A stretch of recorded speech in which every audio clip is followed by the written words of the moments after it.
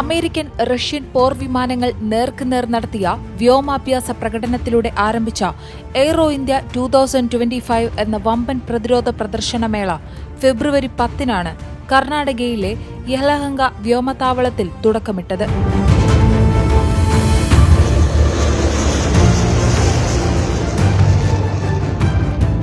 Russian American 5ാം തലമുറയിൽപ്പെടുന്ന stealth യുദ്ധവിമാനങ്ങളായ റഷ്യൻ സുഖോയ് Su-57ഉം അമേരിക്കൻ F-35ഉമാണ് എയ്റോ ഇന്ത്യ 2025 ആധിപത്യ പോരാട്ടത്തിന്റെ തുടക്കത്തിൽ സാക്ഷ്യം വഹിച്ചത്. മാത്രമല്ല, ആദ്യമായി ഇരു രാജ്യങ്ങളുടെയും യുദ്ധവിമാനങ്ങൾ ഒരേ സ്ഥലത്ത് എത്തുന്നു എന്ന ചരിത്രം കൂടിയാണ് എയ്റോ ഇന്ത്യയിൽ രചിക്കപ്പെട്ടത്.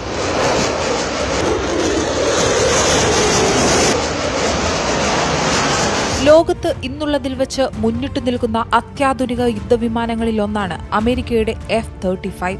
എന്നാൽ റഷ്യയുടെ 5ാം തലമുറ യുദ്ധവിമാനമായ Su-57 പൂർണ്ണതോതിൽ സേനയുടെ ഭാഗമായിട്ടില്ലെങ്കിലും സൈനിക നീക്കങ്ങളിൽ ഭാഗമായിട്ടുണ്ട്.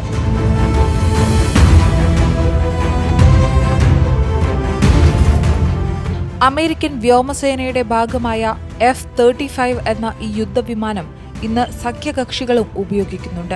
മാത്രമല്ല, ഇരു യുദ്ധവിമാനങ്ങളും നേരിട്ട് സൈനിക നീക്കങ്ങളിൽ ഭാഗമായിട്ടുമുള്ളതാണ്. എന്നാൽ ഇവ നേരിട്ട് ഒരേ സ്ഥലത്ത് ഇതുവരെയും നേർക്കുനേർ എത്തിയിട്ടില്ല എന്നതാണ് പ്രധാനം.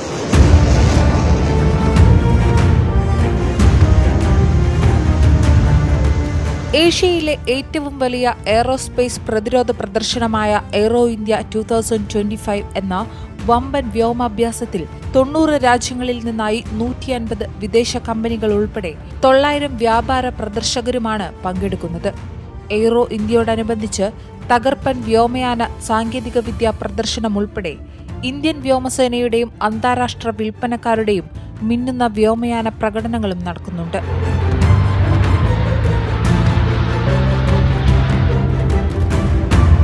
പ്രതിരോധ വ്യോമയാന രംഗത്ത് ശക്തവും സ്വയം പര്യാപ്തവുമായ പുതിയ ഇന്ത്യയെ വാർത്തെടുക്കുകയാണ് എയ്റോ ഇന്ത്യയുടെ ലക്ഷ്യമെന്നാണ് മേളയ്ക്ക് മുന്നോടിയായി നടന്ന വാർത്താ സമ്മേളനത്തിൽ രാജ്നാഥ് സിംഗ് പറഞ്ഞത്.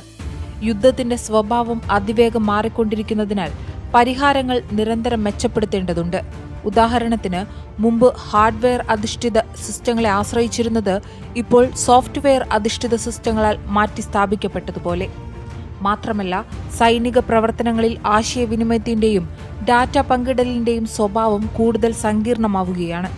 ബഹിരാകാശ അധിഷ്ഠിത നാവിഗേഷൻ സിസ്റ്റം, ബഹിരാകാശ അധിഷ്ഠിത ആശയവിനിമയം, നിരീക്ഷണം എന്നിവയിലുള്ള നമ്മുടെ ആശ്രയം സൂചിപ്പിക്കുന്നത് ബഹിരാകാശ അധിഷ്ഠിത ആസ്തികൾ നമ്മുടെ പ്രവർത്തന പദ്ധതികളിൽ യോജിപ്പിക്കേണ്ടതുണ്ട് എന്നുകൂടിയാണ്. രാജ്നാഥ് സിംഗ് പറയുന്നു. Warfare is changing rapidly. We need to adopt and improve solutions constantly. For example, the earlier reliance on pure hardware-based systems are increasingly getting replaced by the software-based systems. Today, the nature of communication and the data sharing in military operations are getting much more complex. Mega air ഇവന്റിന്റെ ആരംഭ ദിനത്തിൽ തന്നെ Indian വ്യോമസേനയുടെ multi role transport aircraft പ്രോഗ്രാമിൽ C-390 പ്രദർശിപ്പിച്ചിരുന്നു. സമാനതകളില്ലാത്ത mobility, ഉയർന്ന ഉൽപാദനക്ഷമത, പ്രവർത്തന വഴക്കം എന്നിവ നൽകുന്ന ഒരു പുതിയ തലമുറ സൈനിക മൾട്ടി മിഷൻ വിമാനമാണ് C-390T മില്ലേനിയം.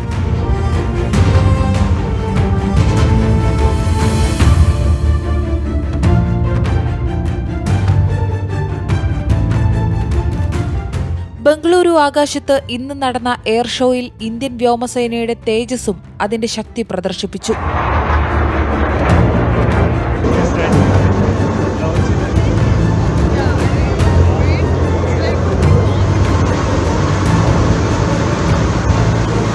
എയ്റോ ഇന്ത്യയിൽ ഇന്ത്യ വികസിപ്പിക്കുന്ന സ്റ്റെൽത്ത് വിമാനമായ AMCA-യുടെ പൂർണ്ണ വലിപ്പത്തിലുള്ള മാതൃകയും മേളയിൽ പ്രദർശിപ്പിച്ചിരുന്നു.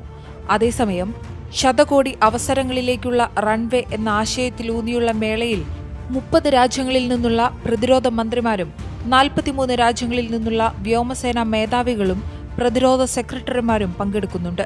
കൂടാതെ പ്രതിരോധ മന്ത്രിമാരുടെയും CEO-മാരുടെയും പ്രത്യേക സമ്മേളനവും സെമിനാറുകളും മേളയിൽ നടക്കും.